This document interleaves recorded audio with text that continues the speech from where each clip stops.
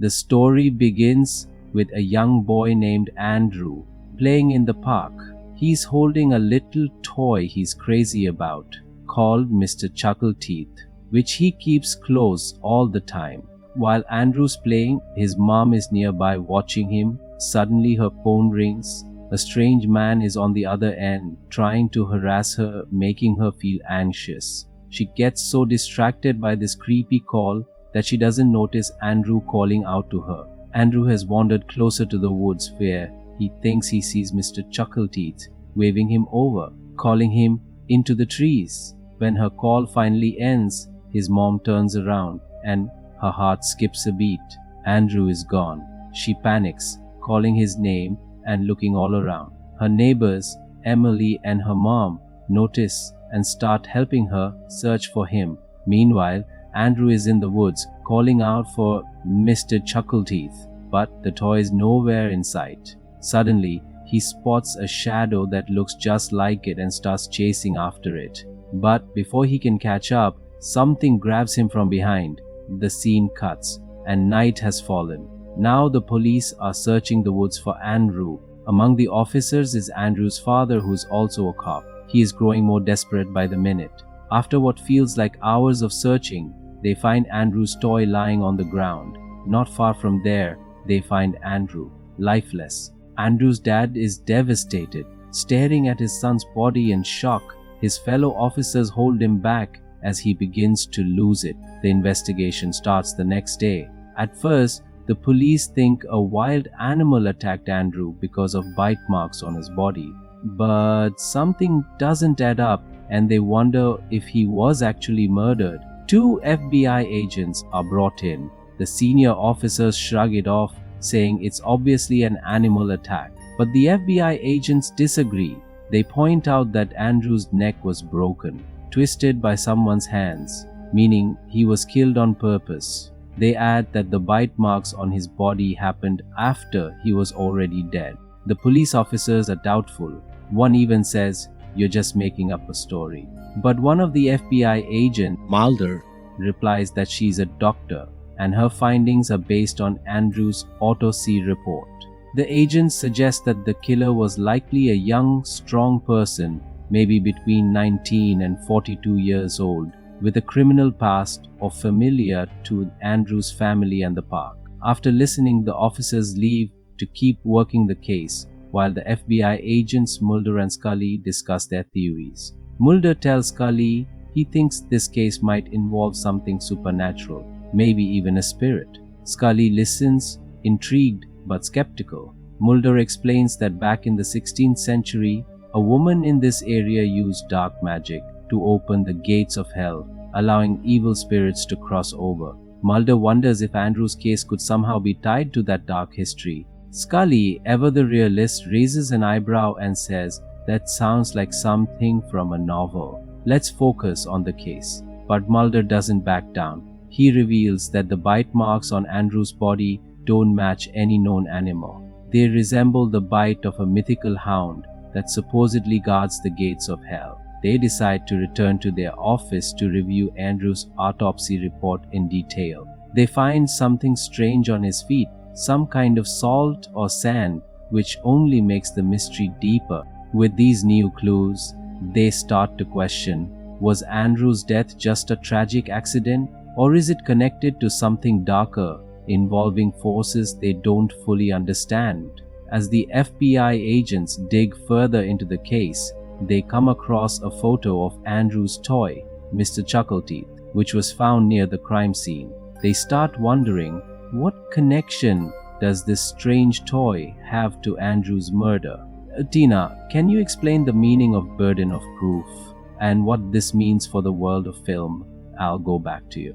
They realize that the investigation hasn't yet included an interview with the only witness, a young girl named Emily, who is Andrew's neighbor. Coincidentally, Emily's father is the local police chief, who had initially handled Andrew's case before it was turned over to the FBI agents. The agents decide to visit Emily and her mother, Anna, after Andrew's funeral. At the church, as the funeral preparations unfold, Andrew's father is frustrated because his son's body hasn't arrived yet. He demands answers and one of the officers explains that the FBI believes Andrew was murdered, which has delayed the release of the body.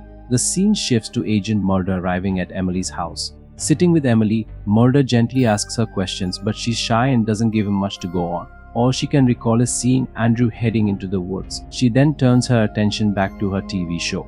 Meanwhile, Anna tells Mulder that she saw Andrew disappear into the forest. Watching him vanish like that terrified her, and she's still haunted by the idea that something similar could happen to her own daughter. As Anna steps away to tend to other matters, Mulder begins to examine the house. His gaze falls on a family photo and a mysterious book titled The Grimoire of the Eastwood Witch. Mulder seems drawn to the book, flipping through it with interest. Anna notices and explains that her husband, the police chief, has a fascination with local legends about witchcraft and the occult, a common topic in their area's lore. Just as Mulder is about to leave, Emily suddenly speaks up. She points to the TV and says, "I saw Mr. Chuckleteeth in the woods that day on the screen. A Mr. Chuckleteeth cartoon is playing," which Emily excitedly points out as the same figure she saw in the forest. Meanwhile, Agent Scully, who has returned to the station, shares a theory with the police chief, suggesting that Andrew's father might somehow be involved in his son's death. The chief dismisses the idea, reminding her that Andrew's father was on duty with them at the time of the murder.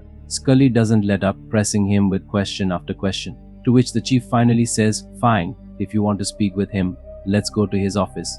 Upon reaching the office, they learn that Andrew's father isn't there. He's gone out to pursue a known offender in the area.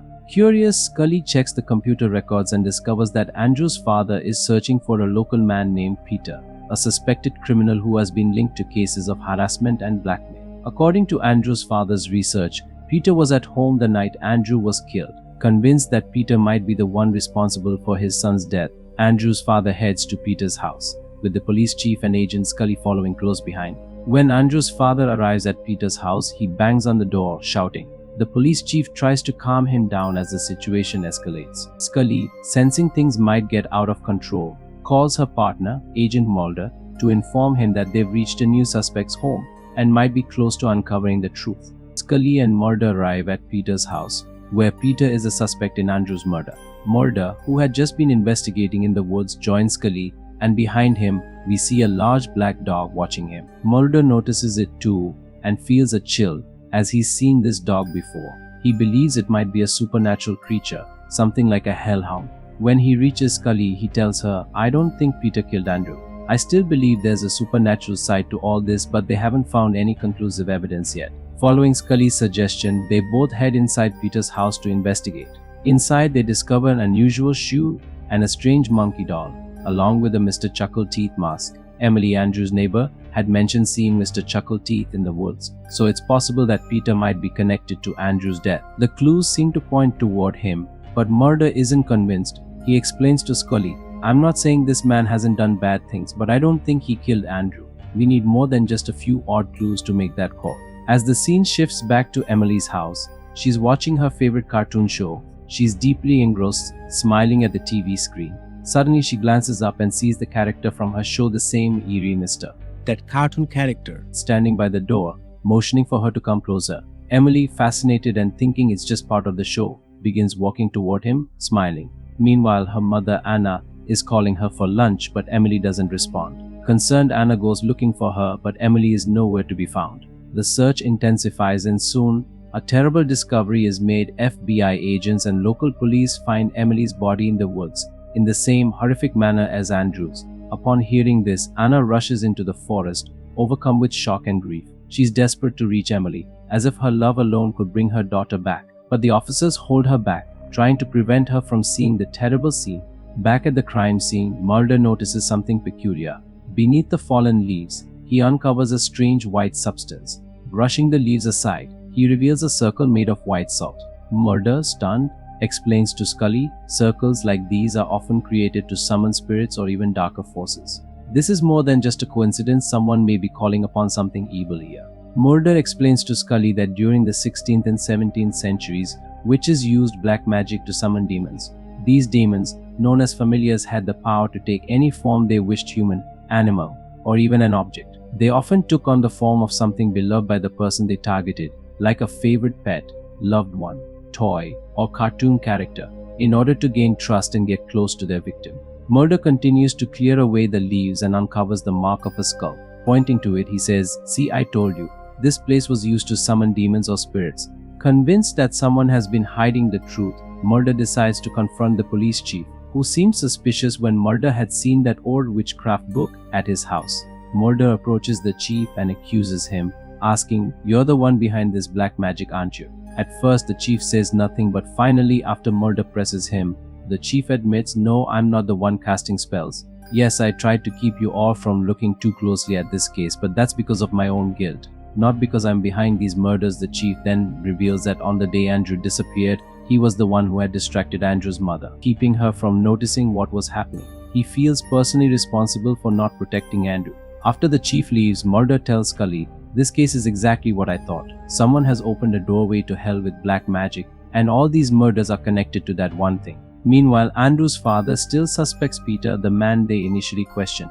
Driven by anger, he reveals everything about Peter's past to the town. Enraged, the townspeople begin attacking Peter, believing him to be the killer. When Mulder and Scully hear about this, they rush over to try to stop the violence. Scully shows her FBI badge, shouting at the crowd to back off. "If anyone harms him further, you'll be charged with attempted murder," she warns. This calms the mob, but then, without a second thought, Andrew's father pulls out a gun and shoots Peter, killing him on the spot. Though Peter wasn't guilty of any crime related to Andrew's death, Andrew's father ends up being arrested and taken to jail for the murder. Later, Andrew's father appears in court, where he's released due to Peter's own criminal past, although he's fined $5,000 for his actions. Despite the lack of solid proof that Peter had any connection to Andrew's death, the case remains unresolved, with only Mulder and Scully understanding the true supernatural terror behind the murders. During the hearing, Mulder confides in Scully, suspecting that the one who performed the dark ritual and opened the door to hell is in the very room with them.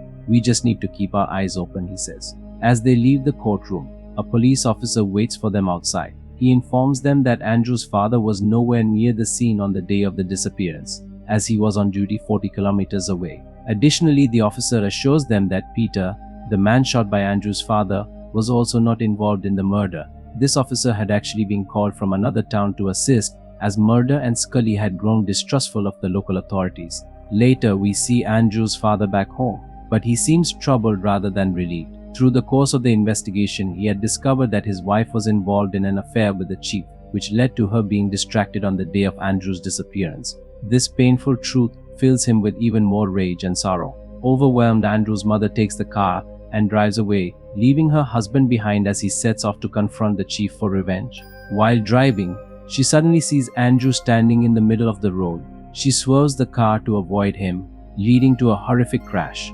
Meanwhile, Andrew's father arrives at the chief's house, only to find it eerily dark. He glimpses a shadowy figure of Mr. Chuckleteeth moving around the house and starts to follow, but each time he approaches, the figure disappears. At one point, he sees Mr. Chuckleteeth on a television screen, only for the real figure to appear behind him moments later. Just as he's about to fire his gun, the chief arrives and sees Andrew's father with his gun aimed, apparently at him. Thinking Andrew's father has lost control, the chief shoots him before he can explain himself. Mulder and Scully, who are nearby, hear the gunshot and rush in to find Andrew's father dead, shocked by the tragic turn of events. They sense something sinister is still at play, and when they step outside, they notice a circle of salt on the ground. Returning inside, they see the witchcraft book is missing.